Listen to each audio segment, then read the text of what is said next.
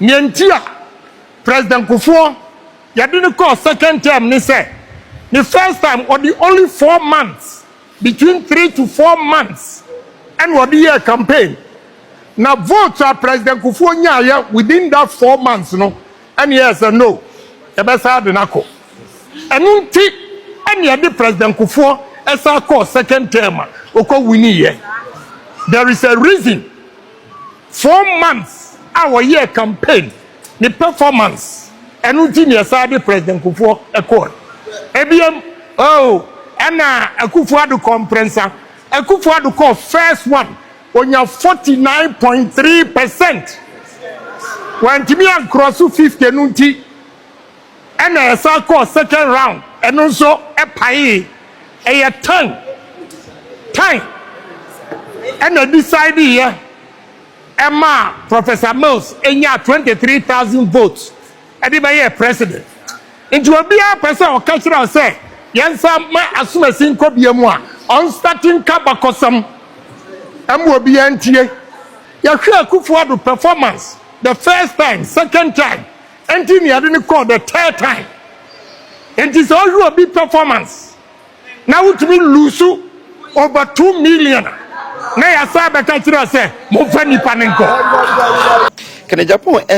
obi asese no onenama he is on a destructive mission onim se ontimi nwini onim se party for no fama no it the only thing is say e was on antenna or destroy Dr. Bawumia and to destroy Dr. Bawumia and no bema party for to ama no obi a o sei nipa se ope bebe agina no onye ye da minim obi a waye ye sanda minim obi a wasei nipa pa nya bebe pa agina onya bebe pa gina kra na ebe wie enim gwase kene Agyapong yesrawo kan de obetimi ayama party for no first say we see sikani bele you say sikani ba kon so adwene and one who say sikafo no omo vote no beche and they say there you are on the coalition course say opese will destroy Dr. Bawumia but the nyame ahran de na wa hira no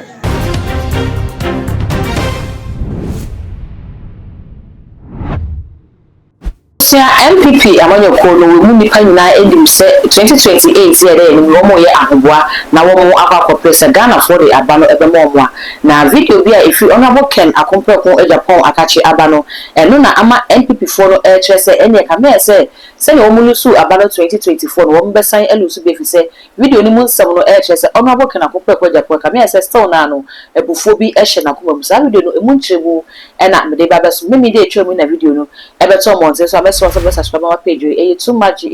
now the bell no aka ho say na be na upload me to be when the first person here was a bit kind academy I was telling me the atwam here on the 7th of June here and I will asante mampo na wo hene ekwa me tin penifo titire ni tin na ekokopie mu ewo ho and na honorable Ken Akompeko Agyapong so do na onyam ekopie mu ewo eyi na se na eyi na chi no and one party for ekohia ya wo kan nsem e de achom na achre na ni swade mu ene ni enti a osusu se wo MPP for ento abano enfama no ma wo medi party na nim na 2028 no ntimi nkopre abano enfama NPP for na wo kasa no ene se ne wo kan ne nsem no ne se ne ototo ayampia bi ede baaye no eno ena ma party for no se nsem a honorable Ken Akompeko Agyapong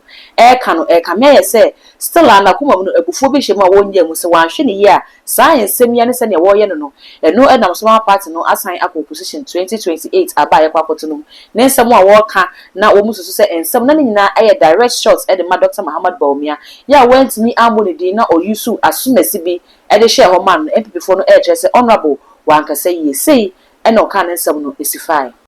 ti the Islam one say this time around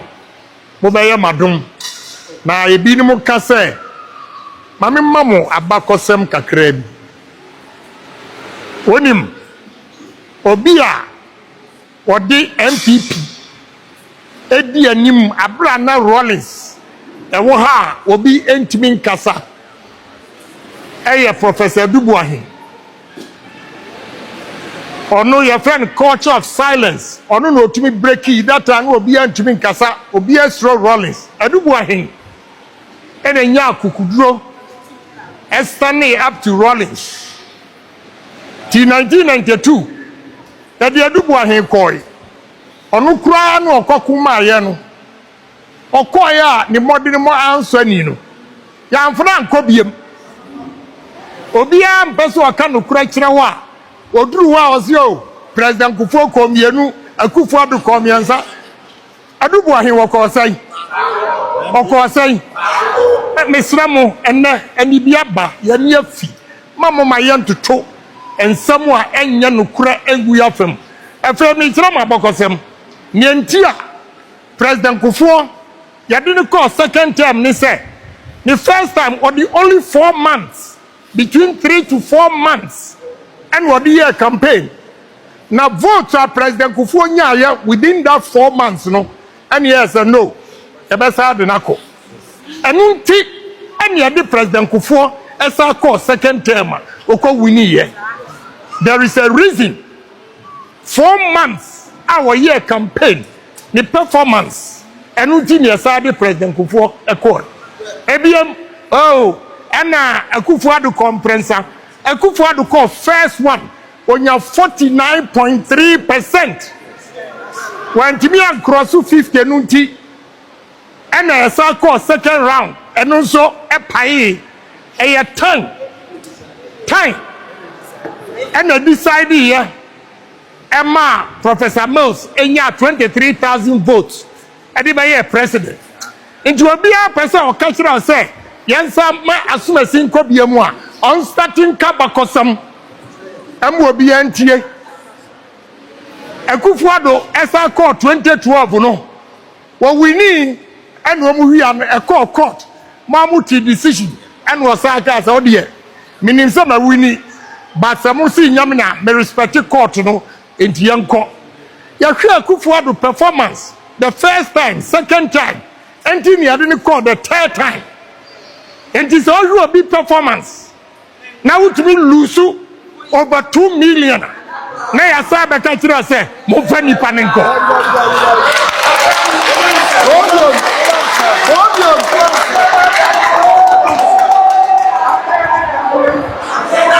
na mayedi but emre ni du one nokura de yabeka momate nokura no de yabeka momate samu pepawa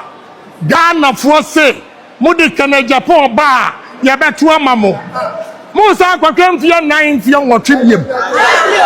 Are you ready for that? Are you ready for that? Are you ready for that? Mama yentie nia efomfo ka. Mama yentie nia Ghana fo ka. Asori dan ya muwamu wo mu kasai. E ka utwi. Asori dan ya muwamu wo mu kura wo ma batuo no e kire so wo mu kasai. E bi so wo mu kai no mo antie. I was saying, Samantia, Mobajimu Jajireje, and Yaji Jajireje. Oh, campaign, I buy the papa.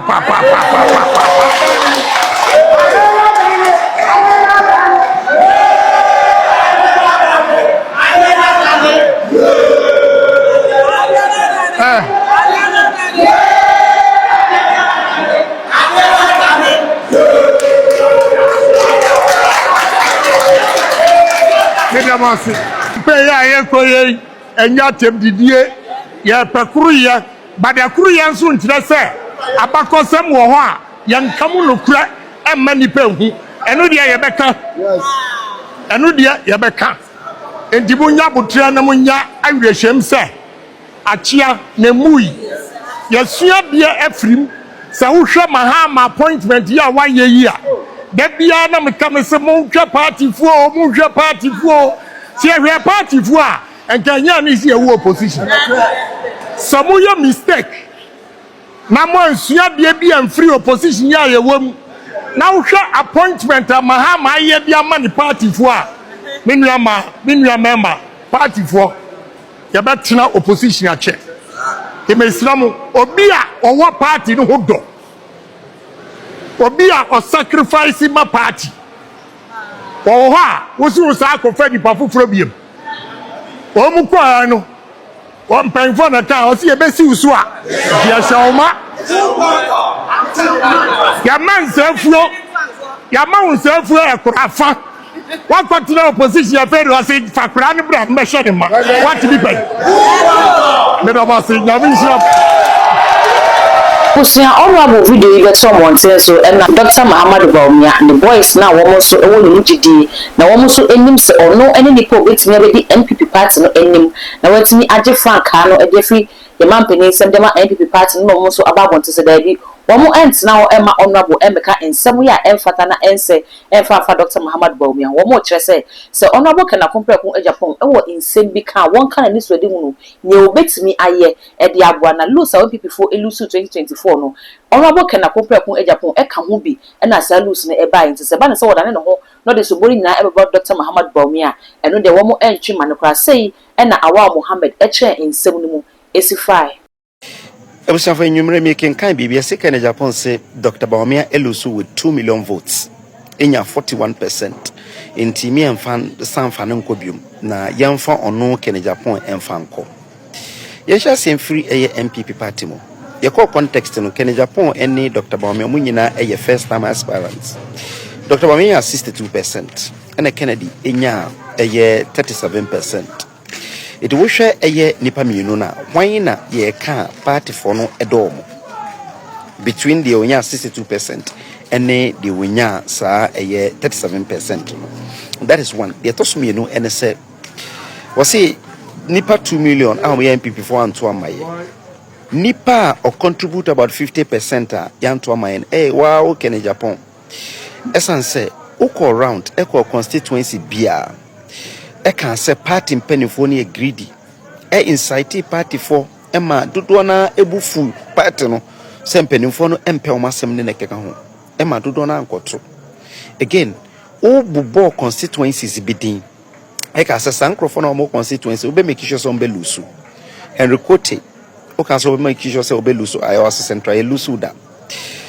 how kumsin o ka so be make sure say ono so be lusu kaswa eno so lusu da o ka so be ma ye lusu ensawam adojiri okoye eyese bia we powerful but so wo say no ma easy to destroy people especially nipa na wacha e wakonya ne so no ampa say nipa mienu no how kumsin ene Henry Kote omo lusu oko Gumwa Central A+ be catch and say wo ena oboa no ema otu ye nipa no wo krom asenfo sukra no odi sa seat no eche obi a wo pese daache odi MPP anim no wo constituency wo sheda ema odi che NDC ni a wo yezongo ni kra ene de wo ne nam se yemfa obi nko esansa wo na odi nipa ne beba ebe den na odi wo kra wo region aba because ye kono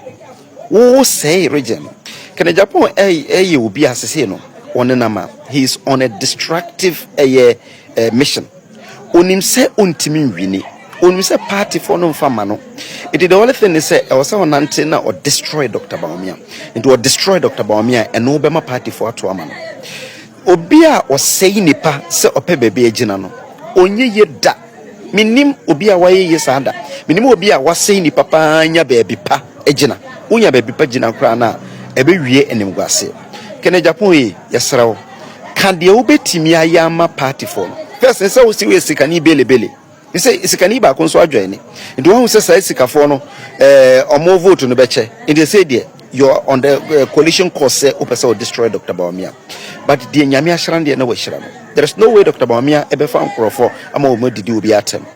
kan de obetimi aye kan de entiama party for no so omotoma na omontoma na jai sabi ensam na onenama okeka no Itabusia ensem no mienu ene ade ababesum no penifo service paniko ni ahaba yetase no banyansafo enti we de ni na babesum akasa mo akasa so metase ensem no baako no ma bia modi besi se ne ekoi MPP for no wo ma ye ready se 2028 aba ye kwakoto no wo betimi akwakoje franka no ede aba ana ne honorable kana compare ko Agyapong ye ni bimu e kire se da bi